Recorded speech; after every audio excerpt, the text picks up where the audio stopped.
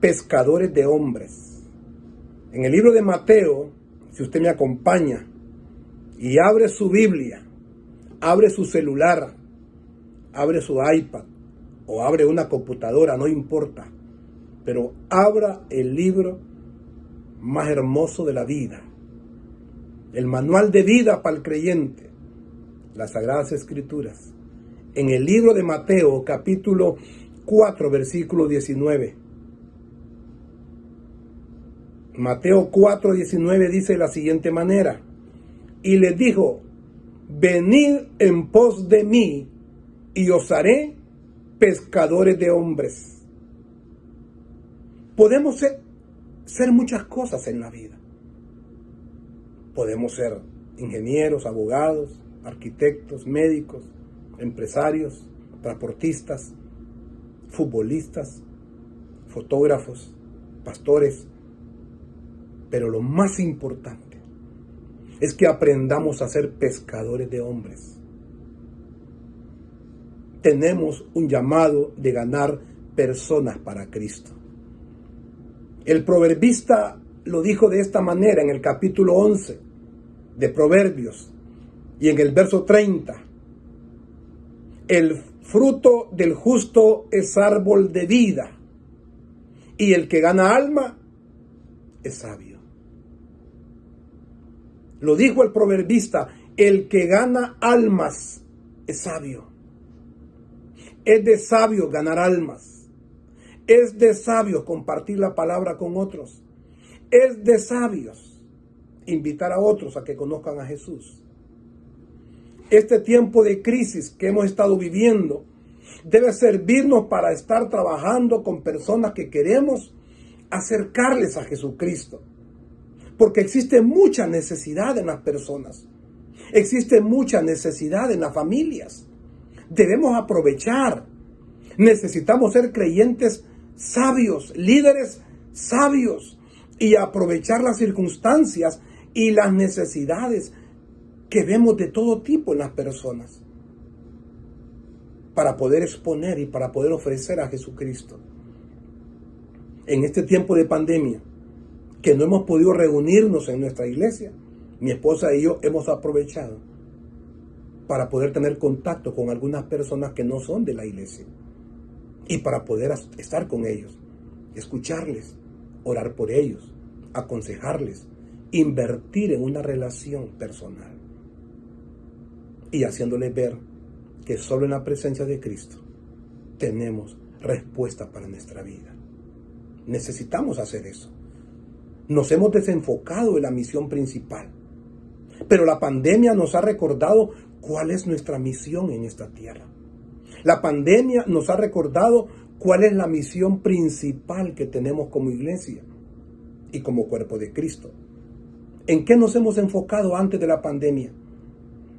Antes de la pandemia, yo creo que muchos estaban enfocados en tener y hacer cosas materiales en la iglesia, en levantar ayudas económicas para personas necesitadas, en el desarrollo de dones y de talentos espirituales, en resolver problemas y conflictos de las personas, en tener un buen ministerio musical, tener un buen sonido, tener buenos instrumentos en la iglesia, y construir aulas de niños, comprar un buen mobiliario, comprar buenas computadoras. Pero la visión prioritaria en muchas iglesias equivocadamente es hacer enramadas, es estar pintando, construyendo, es tener más, comprar más. Y si vivimos así, nunca nos vamos a saciar, porque siempre vamos a querer tener más. No podemos olvidarnos que el ser es más importante que el tener. El ser tiene que ver con lo que está y con lo que vendrá.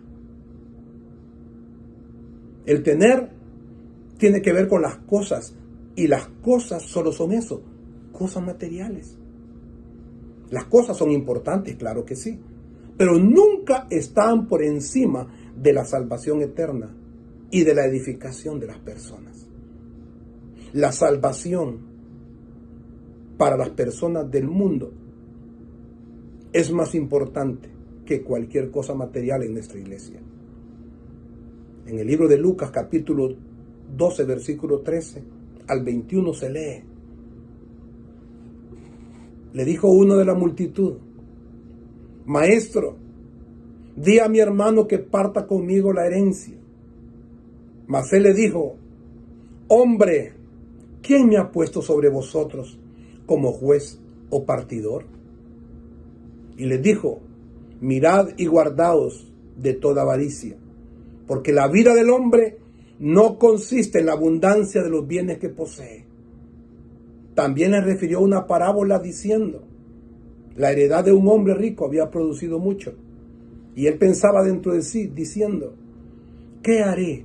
Porque no tengo donde guardar los frutos. Y dijo: esto haré, derribaré mis graneros, los edificaré mayores, y ahí guardaré todos mis frutos y todos mis bienes. Y diré a mi alma: alma, muchos bienes tienes guardados para muchos años, repósate, come, bebe, regocíjate. Pero Dios le dijo: necio, esta noche vienen a pedirte tu alma, y lo que has provisto, ¿de quién será? Así es el que hace para sí tesoros y no es rico para con Dios. Vivimos en una sociedad tan materializada que ya no vemos las virtudes de las personas, ya no vemos la nobleza o la actitud del corazón de la gente, sino que vemos cómo viste la gente. Estamos viendo qué tipo de zapatos usa, estamos viendo qué celular tiene, qué computadora o qué vehículo tiene, y por eso, por esas cosas vamos evaluando, calificando, valorando y hasta juzgando a las personas. Así vivimos en esta sociedad. Y la iglesia no está exenta de ese riesgo. Y el ser no puede estar por debajo del tener. La visión primaria debe ser estar con Jesús. Y luego debe ser predicar la palabra, llevar el evangelio, abrir nuevas obras, nuevas iglesias, ganar almas y exponer a Cristo en medio de una sociedad perdida, en medio de una sociedad malvada y perversa.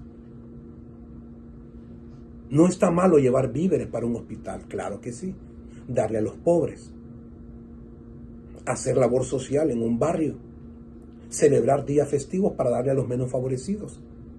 Pero está bien que lo hagamos, pero nunca nos olvidemos que esa no es la misión principal de la iglesia.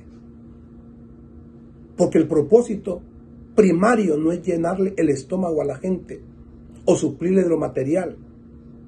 Porque si llega a morirse, se puede ir sin Cristo y se pierde la vida eterna a esa persona. Ahora bien, yo entiendo que esto no lo van a entender las personas que no conocen a Jesús. Porque para los que no conocen a Cristo, las cosas materiales son lo más importante.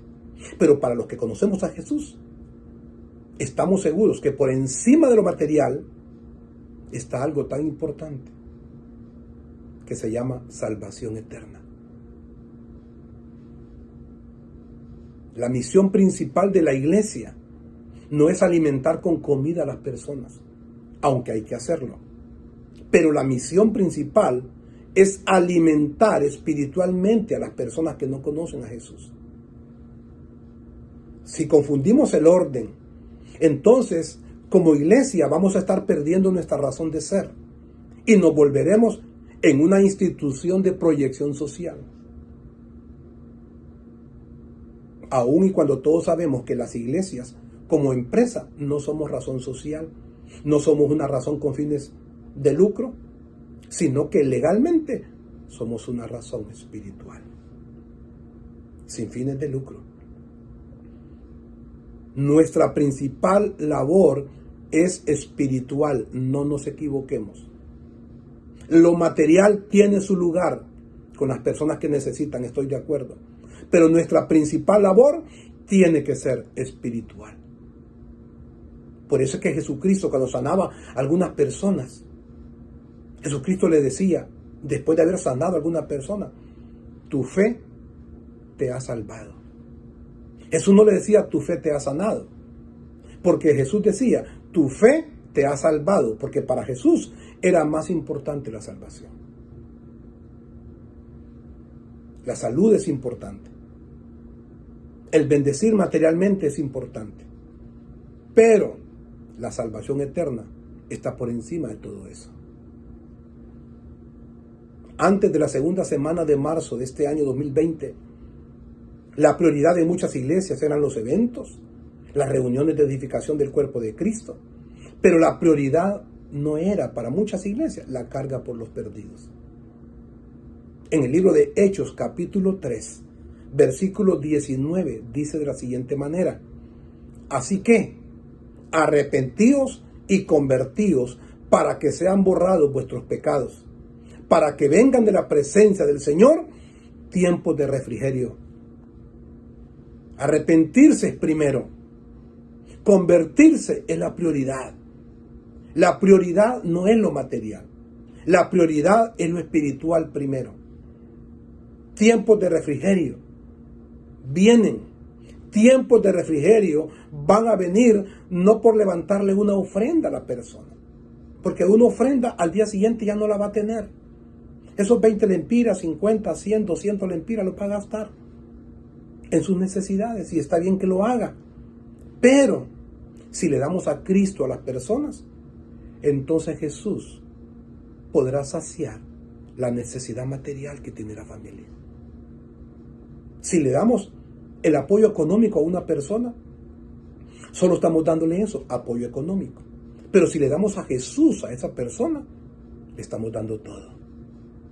Porque Jesús es la esperanza viva para un pueblo que no tiene a Dios en su corazón. Solo la presencia de Cristo puede traer refrigerio, descanso y frescura a la persona inconversa. No nos desanimemos. No nos vayamos a desanimar si en el proceso de ganar almas para Cristo, uno que otro se va para otra iglesia. No hay ningún problema. Cuando se convierten, son discípulos de Cristo, no son discípulos nuestros, y tienen la libertad de poder perseverar donde ellos quieran. Mi experiencia personal por más de 30 años ha sido que al evangelizar, al involucrarme con las personas, al ayudarle, al aconsejar a las personas, al estar pendiente de ellos, yo no les digo vengan y perseveren en amor viviente. Mi deber es invitarles a buscar a Jesús, ofrecer a Jesús. Una vez convertidos, ellos tienen libertad de poder congregarse y poder perseverar donde ellos quieran. Si alguien que evangelizamos y se convirtió quiere perseverar en otro barco, tiene todo el derecho para hacerlo. No se preocupe. Otras personas que no se convirtieron con usted van a venir a perseverar a su propia iglesia. En Proverbios, capítulo 11, versículo 30, dice que el fruto del justo es árbol de vida, como se lo repetí al principio, y el que gana almas es sabio. Hay sabiduría cuando ganamos almas para Jesús. El crecimiento de nuestras iglesias, la multiplicación de la obra, están íntimamente relacionadas por la forma de cristianismo que profesamos. Yo estoy seguro que el crecimiento de una iglesia y el que gane almas para Cristo y que lleguen personas a la obra tiene que ver con la forma en que vivimos la fe cristiana. No tenga duda de eso. Eso es bíblico. Eso es bíblico porque en el libro de Hechos, capítulo 2, versículo 44 dice: todos los que habían creído, está hablando de los cristianos, todos los que habían creído estaban juntos y tenían en común todas las cosas. Y vendían sus propiedades y sus bienes y los repartían a todos según la necesidad de cada uno. Y perseverando, unánimes cada día en el templo y partiendo el pan en las casas, comían juntos con alegría y con sencillez de corazón, alabando a Dios y teniendo favor con todo el pueblo. Y el Señor añadía cada día a la iglesia los que habían de ser salvos. Qué interesante que las iglesias no crecían porque los miembros andaban todo el día tocando la puerta de los vecinos. Las iglesias no crecían porque los miembros de la iglesia andaban en los parques y las plazas dando panfletos y dando invitaciones. La Escritura dice que Dios añadía a la iglesia día a día los que habían de ser salvos, pero como resultado de cómo vivían en la iglesia los creyentes ya convertidos. La forma de cristianismo que tengamos, el cómo nos llevemos como hermanos, el cómo desarrollamos nuestras relaciones dentro de la iglesia, es vital para que puedan llegar otras personas, porque esto es espiritual. Si las relaciones no son sanas, si somos creyentes egoístas, si somos creyentes que vivimos inmersos en la crítica, si somos creyentes que no vivimos un cristianismo genuino y no tenemos sencillez, humildad, la gente no va a llegar a nuestra congregación. Pero si nosotros practicamos las mismas virtudes que tenía la iglesia primitiva, entonces nos vamos a sorprender cómo nuestras iglesias van a ir ganando almas para Cristo. La gente va a llegar, porque la gente va a entender que ahí hay un ambiente sano. Van a entender que ahí se respetan los hermanos, ahí se aprecian, ahí se ayudan, ahí se honran. Entonces la gente va a entender que ahí hay un pasto fresco y saludable para ellos. Y van a llegar a la iglesia suya y se van a quedar ahí, porque el ambiente es saludable, es sano. Si queremos que Dios añada a los que tienen que ser salvos, necesitamos como iglesia hacer algo. Necesitamos vivir de la misma manera que vivían en la iglesia primitiva. ¿Y cómo vivían? Según el versículo que hemos leído en el libro de Hechos, están las virtudes que tenían estos hermanos primitivos. Y son las mismas virtudes que usted debe tener en su propia iglesia. Por ejemplo, dice la Escritura que todos los que habían creído estaban juntos. ¿Qué significa eso? Significa que tenemos que ser creyentes unidos. Sean creyentes unidos en la iglesia donde están perseverando. Otra virtud es que aprendan a suplir la necesidad de los hermanos. Dice la Escritura que ellos vendían sus propiedades y ellos suplían la necesidad de los que más necesitaban. Entonces, si queremos que Dios bendiga la obra y que más almas lleguen a la obra nuestra, necesitamos aprender a suplir la necesidad de los hermanos que ya tenemos en la iglesia. No es posible que un hermano de nuestra congregación no tiene nada que comer y nosotros le digamos: vete en paz, hermano, voy a orar por ti. La Biblia dice: no le digas a tu hermano vete en paz y que Dios te bendiga cuando tienes en tu mano que darle. No, hay que suplir la necesidad de ese hermano que tenemos en la iglesia. Porque si no suplimos la necesidad del hermano que ya tenemos en la iglesia, va a ser más difícil suplir la necesidad del que no conocemos. Otra virtud es: continúen perseverando. Continúen perseverando. Que no podemos reunirnos en nuestras instalaciones físicas, lo entendemos, pero entonces perseveremos en la iglesia en línea. Entonces no seamos de los creyentes que llegan tarde hasta el Zoom, llegan tarde al Facebook.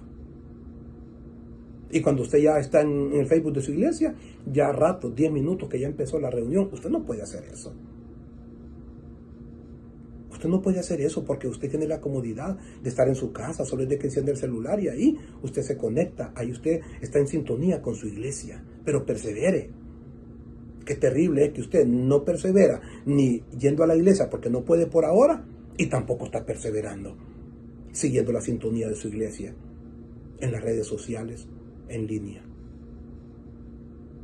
Otra virtud: manténgase en contacto con los hermanos. No hay excusa. No, es que no podemos por recomendación y por prudencia no podemos reunirnos con los hermanos. Estoy de acuerdo, pero usted puede enviar un mensaje, usted puede hacer una llamada. Con eso no se va a contagiar nadie. No hay excusa para mantenernos en contacto con los hermanos. No podemos hacerlo físicamente, hagámoslo a través de las otras formas que se nos permiten.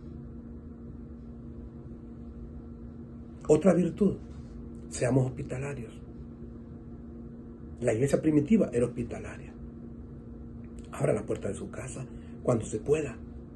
Cuando ya podamos hacerlo, sea un buen anfitrión, sea una persona hospitalaria, invite a tomar un café a un hermano de la iglesia, invite a compartir en su casa. La iglesia primitiva era hospitalaria. Otra virtud, vivan con alegría, no con amarguras, ni siendo creyentes incómodos.